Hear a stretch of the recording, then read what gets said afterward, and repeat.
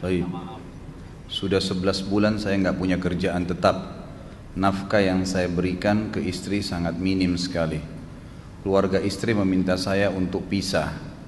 Akhir-akhir ini istri juga sudah tidak tahan. Istri saya bekerja. Sebenarnya kami masih saling menyayangi. Istri saya masih cinta sama saya. Ustadz, gimana saya menyikapi masalah ini? Apa saya ikuti maunya istri dan keluarga? Saat ini istri saya lagi didekati pria lain yang lebih mapan dan kaya. Salahkah saya kalau memukul pria tersebut? Karena pria itu telah mengambil kesempatan dalam kesempitan rumah tangga kami.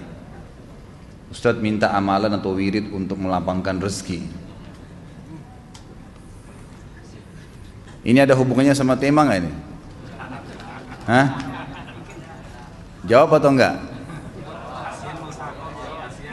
Kasihan. Ya udahlah, karena malam terakhir ya.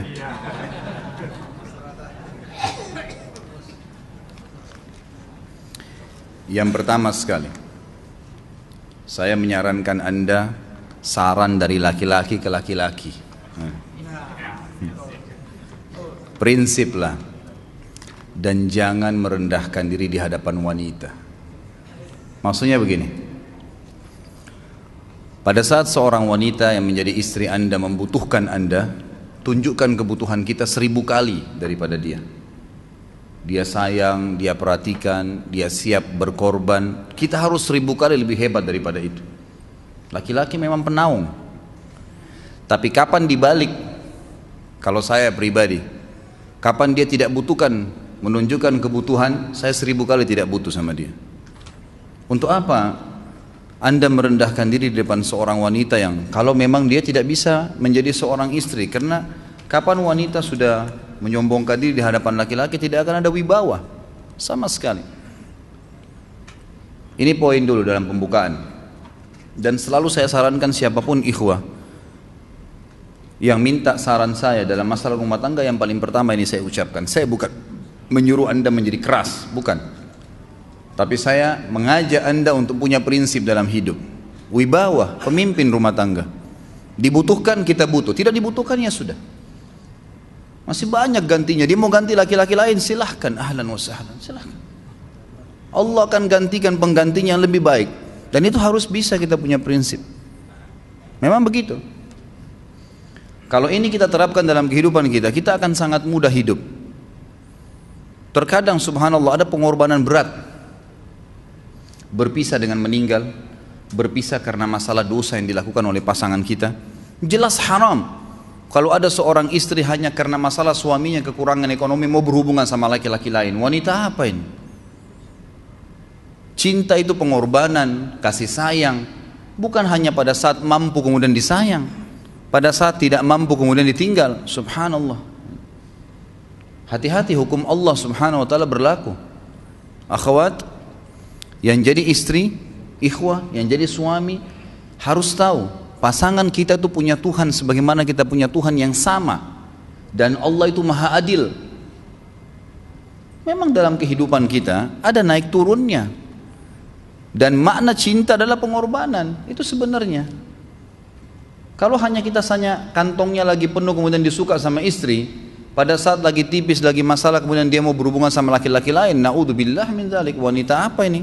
Kalau saya tidak naungin. Kalau saya nggak naungin. Kamu mau sama dia silahkan. Ahlan sahlan, silahkan jalan. Kalau saya, istri saya sangat tahu prinsip saya. Kalau kamu merasa ada laki-laki lain yang kamu anggap baik, atau kamu mau ingin memasukkan pendapat keluargamu dalam rumah tangga saya sehingga kedudukan saya sebagai suami tidak didengar lagi, silakan pilih keluarga kamu. Tidak ada masalah. Jadi jangan jadikan sebagai beban. Oh, nanti kalau pisah saya hidupnya bagaimana? Saya melarat. Ini kenapa ini? Saya mati kalau nggak sama dia, ya mati bener nanti. Gila kalau nggak nikah sama dia, gila kalau siapa ini? Ini kenapa ini?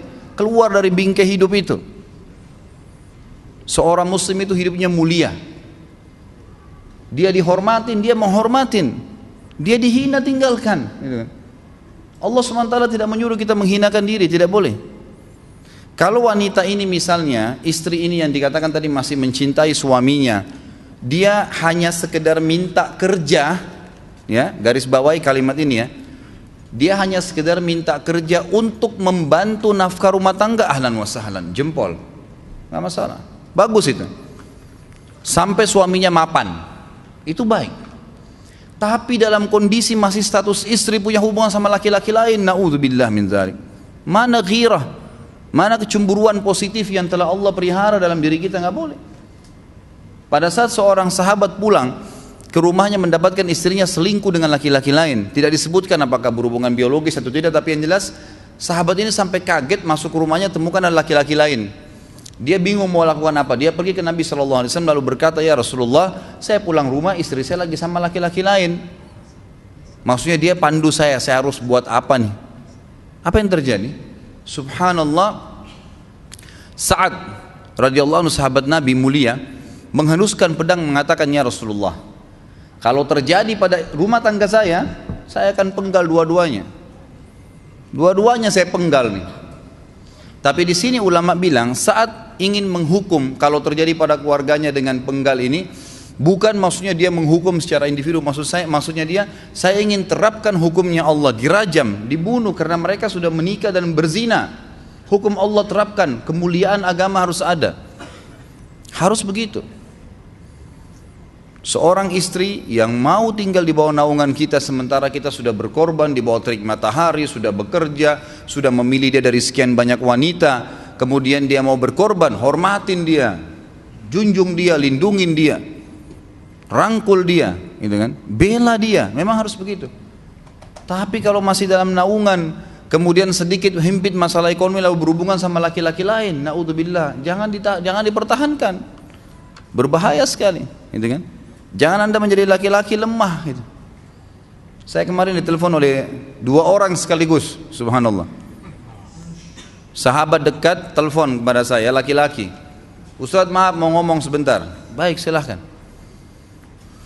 Ustadz saya ini, istri saya pulang ke rumah ke kampung ayahnya ibunya karena alasan mengurus ayah dan ibunya. Akhirnya saya sama anak-anak ditinggal di sini sendiri. Setiap kali saya panggil pulang, dia bilang sudahlah saya nggak mau pulang, kalau mau nikah lagi silahkan. Dia bahasakan begitu. Bagaimana sarannya Ustadz? Saya bilang nikah lagi. Dengan tegas saya bilang nikah lagi. Kalau tidak terbuka pintu fitnah. Perempuan itu kenapa harus pilih orang tuanya? Tidak boleh secara syar'i, nggak boleh. Sudah menerima akad nikahnya seorang laki-laki, laki-laki itu yang dinomorsatukan di atas ayahnya, nggak ada alasan. Kalau suami izinkan boleh urus orang tua, kalau nggak diizinkan tidak boleh, nggak boleh. Bagaimana dia tinggalkan suaminya sama anaknya? Kaget itu saya katakan begitu. Iya, bahkan sekarang hukum poligami sudah wajib bagi Anda, nggak boleh. Wajib sekarang. Ini ragu mau melangkah seakan-akan poligami itu dosa, padahal dia ditinggal oleh istrinya. Bagaimana bisa ini? Ada laki-laki seperti ini nggak punya prinsip, harus melangkah. Dia sudah dapat jawaban saya dikasih, ini Ustadz teman saya juga mau bicara, masalahnya sama lagi. Ustadz istri saya tinggalkan saya, Ustadz kayak mau menangis. Sebentar, jangan pakai nangis laki-laki. Apa ini cengeng? Ditinggal wanita nangis, subhanallah. Orang nangis itu ditinggal meninggal Rasulullah SAW, ketinggalan sholat subuh berjamaah, itu nangis. Nggak jadi jihad, nah itu nangis. Ditinggal perempuan nangis, la ilaha illallah. Allah ciptakan perempuan lebih banyak daripada laki-laki. Ini bukan menurunkan martabat perempuan ya. Artinya harus seorang pemimpin itu punya wibawa, nggak bisa. Kalau nggak akan dianggap remeh nanti. Istri itu dinaungin, dilindungin, dididik, diberikan haknya ia. Berikan berlipat-lipat penghormatan sebagaimana dia berikan satu penghormatan, nggak apa-apa. Tapi jangan sampai menginjak martabat seorang pemimpin, tidak boleh. Akhirnya saya sampai bilang sama dia, akhi, ambil keputusan. Kamu mau balik sama saya berumah tangga di sini, atau kamu pilih rumah orang tua kamu? Oh saya pilih orang tua saya, baik saya ceraikan kamu sekarang. Assalamualaikum, tutup telepon, selesai. Jangan lama-lama. Cengeng sekali, udah sujud sama Allah, saya masih berat cintanya Allah. Ia minta kepada Allah subhanahu wa ta'ala, minta gampang dihilangkan dari hati. Sebagaimana dia datang dia bisa keluar, gampang itu. Subhanallah ya, jangan terlalu mencintai dunia berlebihan. Kalau saran saya, kalau istri anda ini tanya baik-baik, kalau kamu bekerja hanya karena mau bantu nafkah rumah tangga sekarang, ahlan wa sahlan, silahkan. Selama pekerjaan halal, antar dia ke tempat kerjanya. Muliakan dia, jaga, jemput pada saat pulang. Anda pembelahnya, begitu. Tapi kalau berhubungan sama laki-laki, ada subhanallah suami, depannya dia istrinya telepon laki-laki lain dan dia menerima itu. Mana ini? Dalam agama haram, wallah haram itu hukumnya. Nggak boleh. Itu namanya dayuth dalam agama. Nabi SAW mengatakan Allah melaknat dayuth. Kata sahabat, siapa itu dayuth ya Rasulullah? Laki-laki yang tidak punya cemburu terhadap pelanggaran agama yang terjadi pada istrinya. Gimana caranya? Nggak boleh dalam agama Islam, gitu kan? Makanya biasakan hati kita terisi dengan cinta kepada Allah SWT dan bukan cinta kepada manusia.